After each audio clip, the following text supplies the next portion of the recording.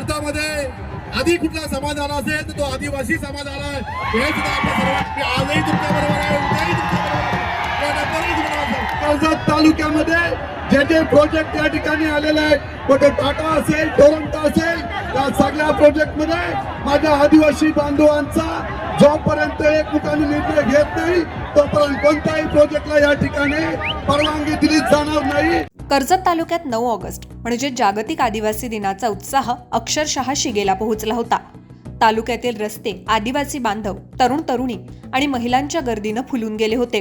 ढोलताशांचा गजर, पारंपरिक नृत्य, रंगीबेरंगी वेशभूषा आणि आदिवासी संस्कृतीचा अभिमान दाखवणारी भव्य रॅली, या सगळ्यामुळे संपूर्ण कर्जत तालुका आदिवासी संस्कृतीच्या रंगात न्हाऊन निघाला होता।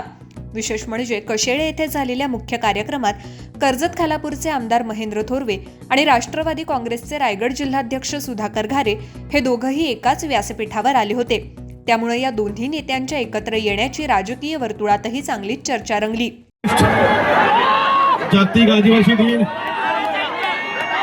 जागतिक आदिवासी दिनाच्या माझ्या सर्व आदिवासी बांधवांना आणि भगिनींना माझ्याकडून हार्दिक नम्र शुभेच्छा आहे। आपल्या सर्वांना माहिती आहे, प्रतिवर्षाप्रमाणे 9 ऑगस्टमध्ये आपण सर्वजण आनंदात उत्साहात हा आदिवासी दिन साजरा करत असतो। मी कर्जत तालुक्यामध्ये अनेक वर्ष पाहत आलेलो आहे। कर्जत तालुक्यामधील माझे आदिवासी बंधू भगिनी असतील, या दिवशी आपलं सर्व राजकारण बाजूला ठेवून सर्व एकजुटीने आपला हा सण साजरा करतायत। आपल्या सर्वांना माहिती आहे की आदिवासी म्हटलं की या भारतामध्ये आधी कुठला समाज आला असेल तर तो आदिवासी समाज आला आहे। हे सुद्धा आपल्या सर्वांना आणि आदिवासी समाजामध्ये आदिवासी समाजाने आपल्या देशामधलं जल, जंगल आणि जमीन जपण्याचं आणि ती संस्कृती जपण्याचं काम कोणी केलं असेल तर माझ्या या आदिवासी बंधू भगिनीने केलेलं आहे। हे सुद्धा मी सांगायला आपल्याला जास्त काही बोलणार नाही। आपण सर्व आनंदात उत्साहात आहात। आपल्याला सर्वांना शुभेच्छा देण्यासाठी व्यासपीठावर आपल्या मतदारसंघाचे आमदार महेंद्र थोरवे, त्याचप्रमाणे तालुक्याच्या आदिवासी संघटनेचे अध्यक्ष कांताजी आबले साहेब असतील, जिल्ह्याचे अध्यक्ष माळोजी निरगुडा असतील, आमचे समाज कल्याण सभापती नारायणजी डांसे असतील, सर्व प्रमुख पदाधिकारी असतील, सर्व पक्षाचे सर्वच प्रमुख कार्यकर्ते असतील, त्यांच्या सर्वांच्या वतीने आपल्याला मी मनपूर्वक शुभेच्छा देतो। परंतु आदिवासी बांधवांच्या पाठी मी कायम सांगतो की आजही तुमच्या बरोबर आहे, उद्याही तुमच्या बरोबर आहे, यानंतरही तुम्हाला असेल। तुम्हाला सर्वांना मनपूर्वक शुभेच्छा देतो आणि सांगतो जय हिंद, जय आदिवासी। दरम्यान आमदार महेंद्र थोरवे यांनी आदिवासी भवनाबाबत मोठी घोषणा केली। पुढील वर्षी 9 ऑगस्टच्या आधी आदिवासी भवन पूर्ण करून खुलं करण्यात येईल आणि याच दिवशी दिमाखात त्याचं उद्घाटन केलं जाईल असं आश्वासन त्यांनी दिलं।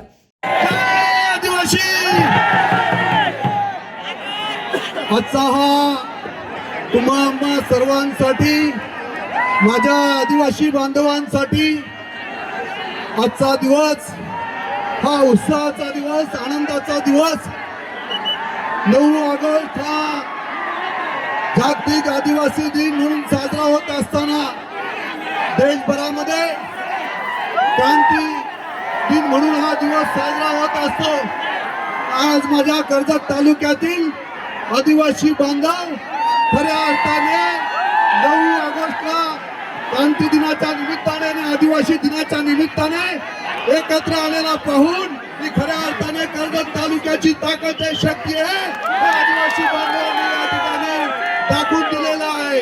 आणि म्हणून आज आपण पाहतोय की आदिवासी समाजाची असणारी ही संघटना आणि या संघटनेच्या माध्यमातून दरवर्षीप्रमाणे या आदिवासी बांधव एकत्रपणे येऊन नेरळ पासून सुरू होणारी ही रॅली ही या कशेळे नाक्यावर या ठिकाणी येत असते आणि या माध्यमातून एक समाज, एक संघ आहे हे दाखवण्याचं काम माझा आदिवासी समाज या ठिकाणी एकत्रपणे करत असतो। मित्रांनो, आपल्याला कल्पना आहे की या आदिवासी समाजाने या देशाला स्वातंत्र्य मिळवून देण्यासाठी अनेक क्रांतीवीर जन्माला घातलेले आहेत।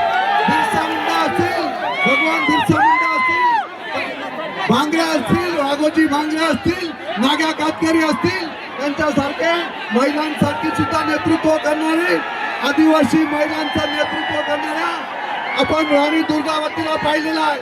या आदिवासी महिला भगिनी म्हणून या साऱ्यांनी या समाजासाठी संपूर्ण या भारत देशासाठी फार मोठं योगदान माझ्या आदिवासी समाजाने या ठिकाणी दिलेलं आहे आणि म्हणूनच या मतदारसंघाचा आमदार म्हणून माझी ही दुसरी टर्म आहे आणि या दुसऱ्या टर्म मध्ये माझा आदिवासी समाज या कर्जत तालुक्यामध्ये मोठ्या प्रमाणात आदिवासी समाज या ठिकाणी राहत असल्यामुळे कर्जतच्या या कशेळीच्या नाक्यावरच या ठिकाणी आदिवासी भवन आपण या ठिकाणी उभारलेला आहे.